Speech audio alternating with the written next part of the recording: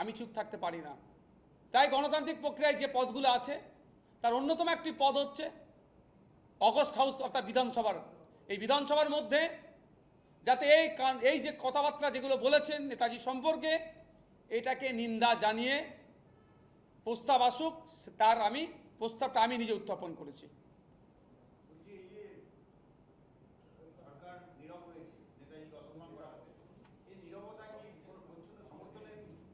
দেখুন, যারা করছে দুজনের না, প্রথম একজন বলে এখন চুপ করে গিয়েছেন সিনিয়র রাজ্যসভার বিজেপি তথা শাসক দলের রাজ্যসভার এমপি, আর দ্বিতীয় যে ব্যক্তিটি কন্টিনিউ করে যাচ্ছেন তিনিও রাজ্যসভার এমপি বিজেপির।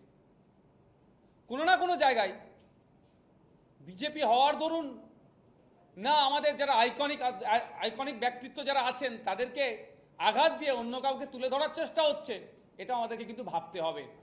নেতাজি গান্ধীজি, মৌলানা আবুল কালাম আজাদ, এই লেভেলের যারা খান আব্দুল গফফার খান থেকে শুরু করে স্বাধীনতা সংগ্রামী যারা প্রথম সারির আছে, তাদেরকে আক্রমণ করা মানে, আক্রমণের পরে চুপ থাকা মানে কোনো না কোনো জায়গায় মনে হচ্ছে যেন চুপ থেকে এই যেগুলো চলছে সরাসরি নাহলে ইনডাইরেক্টলি তারা প্রতিবাদ না করার জন্য আমাদের প্রশ্ন সম্মুখীন আমরা তাদেরকে করছি, তারা তাদের অবস্থান ক্লিয়ার করুক।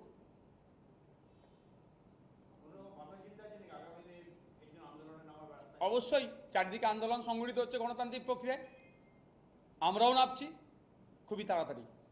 মুখ্যমন্ত্রীর নির্দেশে নির্মল ঘোষ, সোমনাথ দে এদের বিরুদ্ধে নতুন করে এফআইআর শুরু এবং তড়িঘড়ি রাজ্য সরকার চাইছে যে এটার বিরুদ্ধে আরেকবার তদন্ত। কিভাবে দেখছেন এটা? আমাদের আরজি করে তিলোত্তমা, আমি তো বিধানসভাতে যেদিন হেলথ বাজেটের উপর আলোচনা হয়েছে সেদিনকে আমি চর্চা করেছি যে আমাদের বাড়ির মেয়ে তিনি কর্তব্যরত অবস্থায় সরকারি প্রতিষ্ঠানে যেভাবে খুন হয়ে গেল এখনো ইনসাফ পাইনি, আমরা বলছি তো ইনসাফ দেওয়া হোক। এটা বলেছিলাম হেলথ ডিপার্টমেন্টের কোনো যদি স্পেশালি কোনোভাবে তারা যদি এটাকে আরও মানে এই ফাস্ট ট্র্যাক করতে পারে তারও কথা বলেছিলাম। মানে দেখা যাক যে কত দ্রুততার সাথে বিচার পায়, কারণ অনেকে অনেক কথা বলেন, অনেক দেখছি তো, কিন্তু একটা সময় হয়তো ফ্লো তুলিয়ে দেবে, তারপরে সেটাকে ধামাচাপা পড়ে যাচ্ছে। ঠিক যেভাবে দেখলাম সিআইডি সিগনেচারের কেসে যা তৎপরতা দেখাচ্ছিল, প্রথমে শুরুতে যা তৎপরতা দেখাচ্ছিল অতটাই তারা ধীরগতি হয়ে গেছে। তারপরে কদিন পরে দেখছিলাম সেবাশ্রয় ক্যাম্প নিয়ে যে তৎপরতা দেখানো শুরু হয়েছিল আবার চুপ করে গিয়েছি। যাদের সম্পর্কে এত কিছু সে বর্তমানে এখন ইন্ডিয়াতেই না। তো এটাও না সে হয়ে যায়, যেহেতু 2 বছর পার হলো তার মৃত্যুবার্ষিকী, এখন মানুষের মনে তিলোত্তমা নিয়ে একটু চর্চা হচ্ছে, কদিন এটা হয়ে যাওয়ার পরে আবার না ধামাচাপা পড়ে যায়, সেটা এখন দেখার বিষয়। আপনাদের পার্টির কি স্ট্যান্ড থাকে কালকে বিধানসভায় পুরসভার ওয়ার্ড বিন্যাসে একটা সংশোধনী বিল? হ্যাঁ, এখনও তো বিয়ে কমিটির আসেনি, কত কত টাইম বরাদ্দ করা হচ্ছে। আমি ইন্ডিয়ান সেকুলার ফ্রন্টের পার্টির পক্ষ থেকে প্রতিনিধিত্ব করছি, ভাঙড়ের মানুষের ভোটে জিতে এসেছি। অবশ্যই পজিটিভ দিকগুলোকে স্বাগত জানাবো, আর যেগুলো সমালোচনা করার দরকার সমালোচনা করব, শাসককে আয়না দেখাবো। বারবার ডেকে পাঠাচ্ছে ভবানী ভবন, আজকেও তিনি হাজিরা দিচ্ছেন বেলা 11টা থেকে, মনে হচ্ছে যে মাথা ধরা পড়বে? বিশ্বাস এখন আমি করতে পারছি না, যতক্ষণ না ধরা পড়ছে আমি লাফালাফিও করবো না। কালীঘাটের সেই বহু চর্চিত কাকুর সেই বাণীটা মনে পড়ে যাচ্ছে যে আমার বসের গায়ে অবধি কেউ টাচ করতে পারবে না। আমি এতটুকুই বলবে বিষয়। লাস্ট প্রশ্ন করবো, কুলু মণ্ডলের সহযোগী গ্রেপ্তার হয়েছে, কিন্তু কুলু মণ্ডল এখন পর্যন্ত ধরা গিয়েছে, বিপুল অঙ্কের টাকা উদ্ধার সম্ভব। শুধু সহযোগী নয়, ওই সময় ওই এলাকার যারা অফিসিয়াল ছিলেন, ওই ডিস্ট্রিক্টের টপ টু বটম পর্যন্ত তাদেরকে জিজ্ঞাসাবাদ আমার মনে হয় করা দরকার। কারণ এই টাকাটার উৎস কোথায়? স্বাভাবিকভাবে সরকারি সম্পত্তি হয়, কয়লা, বালি, পাথর, এটা থেকেই তো হবে। তো যাদের দায়িত্ব ছিল এইগুলো সরকারি সম্পত্তিগুলো রক্ষণাবেক্ষণ করার, সেই সমস্ত অফিসিয়াল যারা সরকারি কর্মচারী আছে তাদেরও জিজ্ঞাসাবাদ করা দরকার, নাহলে এই যে দুর্নীতি চলছে বন্ধ হবে না। বাংলায় শিল্পপতিরা বলে এর আগের সরকার আমলে করেছে জমি নীতি নিয়ে একটা সমস্যা, জটিলতা।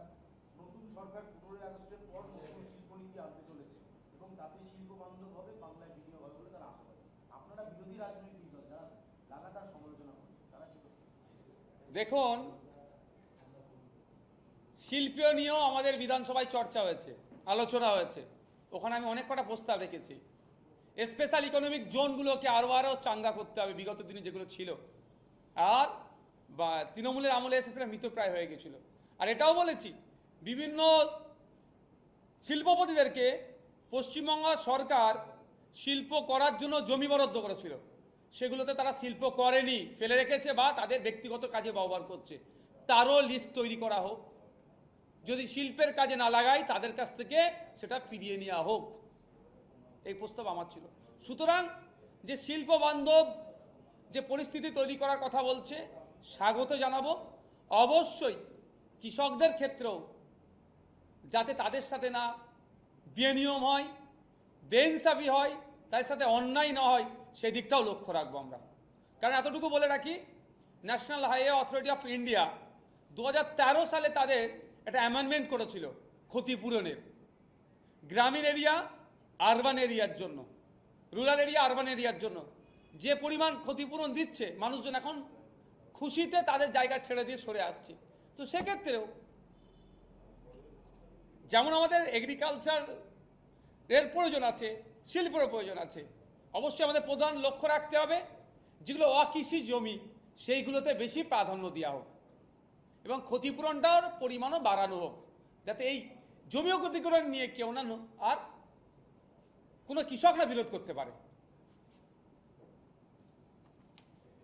Thank you.